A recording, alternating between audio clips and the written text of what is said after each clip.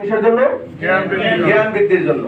আমরা যদি কোরআন হাদিস অধ্যয়ন না করি, আল্লাহ রাব্বুল আলামিন বলেছেন যে যারা জানে আর যারা জানে না উভয় সমান নয়। তার মানে কি, যে আমরা দেখেছি যে হযরত আবু বকর রাদিয়াল্লাহু তাআলা বা হযরত ওমর রাদিয়াল্লাহু তাআলা এরা যখন কোরআনের সংস্পর্শে আসছে, হযরত বিলাল রাদিয়াল্লাহু তাআলা এরকম সাহাবীদের ইতিহাস দেখে যে আল্লাহ রাসূল সাল্লাল্লাহু আলাইহি ওয়াসাল্লাম এই নবুয়ত প্রাপ্তির পর থেকে তার সংস্পর্শে এই কোরআনে জ্ঞান পাওয়ার কারণে একটা ভুলে ধরা সমাজ, একটা অন্ধকারাচ্ছন্ন সমাজ যেটাকে বলা হয়তো আইয়ামে জাহিলিয়া, এই কোরআনের সংস্পর্শে আসার কারণে, কোরআনে জ্ঞান অর্জন করার কারণে তারা হয়েছে কি সুম্মাল্লাযীনা ইয়ালুনহুম সুম্মাল্লাযীনা ইয়ালুন। তারা হচ্ছে যুগের সবচেয়ে, পৃথিবীর মধ্যে সবচেয়ে শ্রেষ্ঠ যুগ কোনটা? আল্লাহ রাসূলের যুগ। এরপরে কোনটা? সাহাবীদের যুগ। তাহলে এটা হয়েছে কিসের কারণে? তারা কোরআন এবং হাদিসের যথার্থ জ্ঞান ওখান থেকে, কোরআন হাদিস থেকে নিয়েছে। আর আল্লাহ রাসূল আমাদের জন্য বিধান যেটাই বলেছেন যে তারাকতুকুম ফি আমরাইন লান তাদিল্লু তামাসসাকতুহুম বিমা কিতাবাল্লাহ ওয়া সুন্নাতি রাসূলিল্লাহ, যে আমি তোমাদের জন্য দুইটা জিনিস রেখে গেলাম, এই দুইটা জিনিস যদি তোমরা আঁকড়ে ধরতে পারো তাহলে তোমরা পথভ্রষ্ট হবে না। একটা হচ্ছে আল্লাহর কিতাব, আর দ্বিতীয় হচ্ছে রাসূলের সুন্নাহ। এই রাসূলের সুন্নাহকে এবং আল্লাহর কোরআন থেকে জ্ঞান অর্জনের মাধ্যমে আমরা নিজেদেরকে সমৃদ্ধশালী করব। 2 নম্বর হচ্ছে দাওয়াতি কাজের জন্য। আমরা কোরআন অধ্যয়ন কিসের জন্য করব? দাওয়াতি কাজের জন্য। তাহলে আমরা নিজে যদি না জানি তাহলে অন্যদেরকে কি করতে পারবো না? দাওয়াত দিতে পারবো না। আল্লাহ রাসূল সেটাই বলেছেন যে তোমরা নিজে জানো, আমার কাছ থেকে একটি আয়াত জানলেও সেটা অপরের কাছে কি করো? প্রচার করো। তাহলে আমার এই দাওয়াতি কাজের জন্য কোরআন হাদিস, দ্বীনি ইলম, ইসলামী সাহিত্য অধ্যয়নের মাধ্যমে আমরা নিজেদেরকে সমৃদ্ধশালী করব। আর 3 নম্বর হচ্ছে অন্যের প্রশ্নের জবাব দেওয়ার জন্য। আমরা অন্যকে, যদি কেউ আমাকে প্রশ্ন করে, আজকে আপনারা একটা প্রশ্ন করলেন সায়েন্সের বিষয়ে বা অন্য যে কোনো বিষয়ে, আমার সে বিষয়ে ধারণা নাই, তাহলে আমার যদি ধারণা না থাকে তাহলে আমি জবাব দিতে পারবো? যদি আমি জবাব দিতে যাই তাহলে জবাবটা কি হবে? ভুল হবে। এই জন্য অন্যের প্রশ্নের জবাব দেওয়ার জন্য আমাদেরকে কোরআন হাদিস বা ইসলামী জ্ঞান অর্জন করতে হবে। তাহলে আর 4 নম্বর হচ্ছে আমলের জন্য, নিজের কর্মের জন্য, কাজ করার জন্য। তাহলে এই 4টার জন্য কি 4টা? আমি আবার বলছি, জ্ঞান বৃদ্ধির জন্য, দাওয়াতি কাজের জন্য, অন্যের প্রশ্নের জবাব দেওয়ার জন্য এবং নিজের আমল পরিবর্তনের জন্য। এই 4টা জিনিসের জন্য আমরা কোরআন হাদিস অধ্যয়ন করব। তাহলে 1 নম্বর কোটেশন ছিল আমাদের মৌলিক ইবাদতের যে কোরআন হাদিসের জ্ঞান অধ্যয়ন, এর মধ্যে সাব কোটেশন গেল কয়টা? 4টা। 2 নম্বর হচ্ছে নফল ইবাদত সমূহ পালন। এই মৌলিক ইবাদতের মধ্যে আমাদের যেটা ফরজ ওয়াজিব যেটা আছে সেটা তো আমরা ম্যান্ডেটরি, আমাদের করতেই হবে। যেমন কোরআন অধ্যয়ন করা, দ্বীনের জ্ঞান অর্জন করা, এটা কি ফরজ।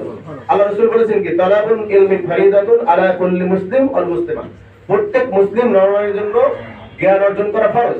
এবং এই ক্ষেত্রে আমাদের নামাজ, যে 5 ওয়াক্ত নামাজ আমাদের জন্য এটা কি ফরজ, এবং রমজানের রোজা আমাদের জন্য ফরজ, দিনে দাওয়াতি কাজ করা আমাদের জন্য ফরজ। এটা সকল মুসলমান, সকল যারা কোরআনকে বিশ্বাস করবে, কোরআন হাদিসকে বিশ্বাস করবে, ইসলাম অনুযায়ী চলবে, সবার জন্য এটা কি ফরজ। ফরজের ক্ষেত্রে কোন ব্যক্তি ক্ষেত্রে আলাদা, আপনার জন্য একটা 4 ওয়াক্ত নামাজ, আমার জন্য 5 ওয়াক্ত নামাজ, আপনার জন্য রমজানের 30টা রোজা, আমার জন্য 40টা রোজা, এরকম কি আছে?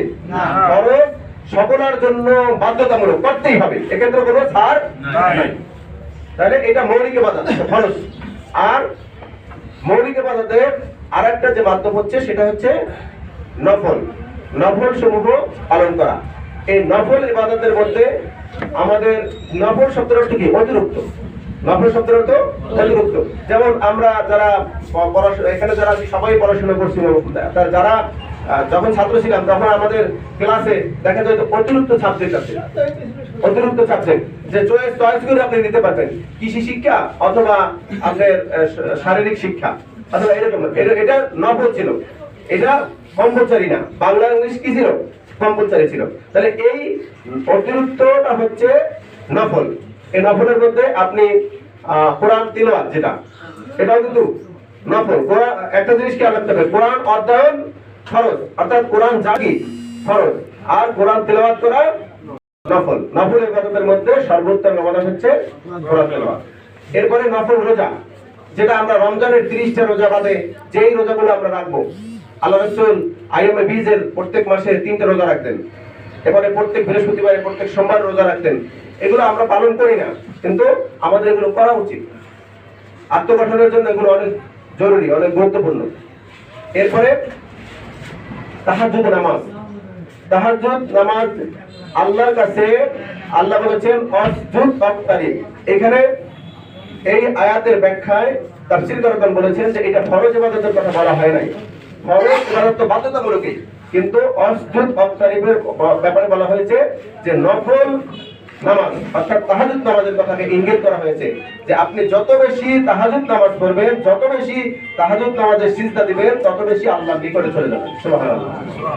কারণ হচ্ছে আল্লাহ রাসূলের একটা হাদিস আছে যে আল্লাহ রাসূল সাল্লাল্লাহু আলাইহি ওয়াসাল্লাম বলেছেন যে আল্লাহ রাব্বুল আলামিন প্রতি রাতে, আমরা এই হাদিসটা অনেক ক্ষেত্রে ভুল জানি যে আল্লাহ প্রত্যেক রাতে প্রথম আসমানে আসেন এবং বান্দাদেরকে উদ্দেশ্য করে বলেন যে হে বান্দা, তোমরা কে আছো?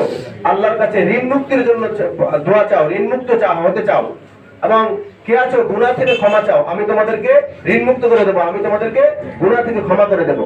কিন্তু এটার ক্ষেত্রে আমাদের সমাজে একটা মানে আছে যে এটা শুধুমাত্র অনেকে বলে সবে বরাতের রাতে এটা আল্লাহ রাব্বুল আলামিন প্রথম আসমানে আসেন না। আল্লাহ রাসূলের হাদিস, সহিহ বুখারী শরীফের হাদিস, যে আল্লাহ রাব্বুল আলামিন প্রতি রাকাতে প্রথম আসমানে আসেন। আমাদেরকে এটা বিশ্বাস করতে হবে, এবং এই অনুযায়ী যদি আমরা প্রতি রাতে তাহাজ্জুদ পড়ে আল্লাহর কাছে ধর্ণা করতে পারি, তাহলে আল্লাহ আমাদের সকল সমস্যার সমাধান করে দিতে পারেন কিনা? তাহলে আমরা এই নফল ইবাদতটা করার চেষ্টা করব। কি করব?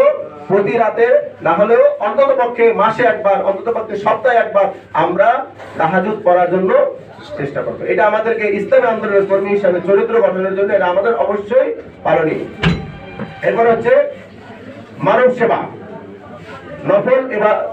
নফল ইবাদতের আরেকটা গুরুত্বপূর্ণ কাজ হচ্ছে মানব সেবা। আমরা যদি আমাদের প্রধান আলোচক যেটা বলেছেন যে আমরা যদি নিজের কেন্দ্রিক শুধু চিন্তা করি, মানুষের কল্যাণের জন্য চিন্তা না করি, আপনি নামাজ পড়লেই জান্নাতে যাবেন, আপনি রোজা রাখলেই জান্নাতে যাবেন, এরকম সরাসরি কোনো আয়াত নাই। এটা মৌলিক ইবাদত।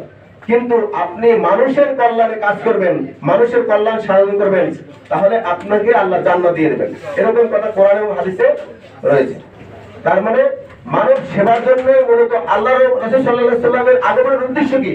যে সমাজ পরিবর্তন এবং মানুষের যে অন্ধকারাচ্ছন্ন যুগ, যেখানে মানুষের জন্য হানাহানি করা, যেখানে মানুষের ঝগড়া ফাসাদ ছিল, সেইখান থেকে একটা কল্যাণমূলক রাষ্ট্র, কল্যাণমূলক সমাজ প্রতিষ্ঠা করাটাই আল্লাহ রাসূলের মূল লক্ষ্য ছিল নাকি? আল্লাহ রাব্বুল আলামিন এই যুগে যুগে নবী পাঠানোর মূল উদ্দেশ্য হচ্ছে, রাসূল পাঠানোর মূল উদ্দেশ্য হচ্ছে একটি কল্যাণমূলক সমাজ ব্যবস্থা প্রতিষ্ঠিত করা, একটি কল্যাণমূলক রাষ্ট্র ব্যবস্থা প্রতিষ্ঠা করা।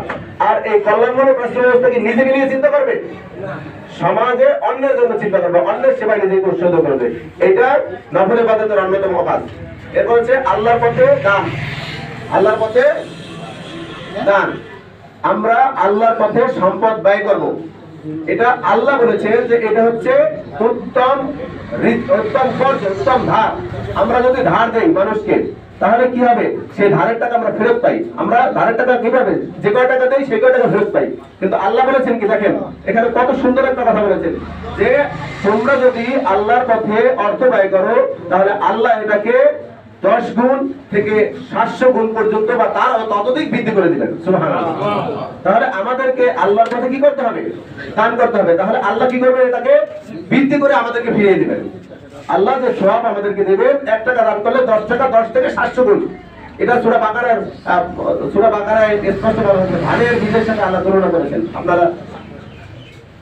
এরপরে 3 নম্বরে যেগুলো, তাহলে এখানে 5টা গুণের কথা বলা হয়েছে নফল ইবাদতের মধ্যে। এছাড়াও আরো নফল ইবাদত যেগুলো আছে সবগুলো আমরা পালন করব। যে এরপরে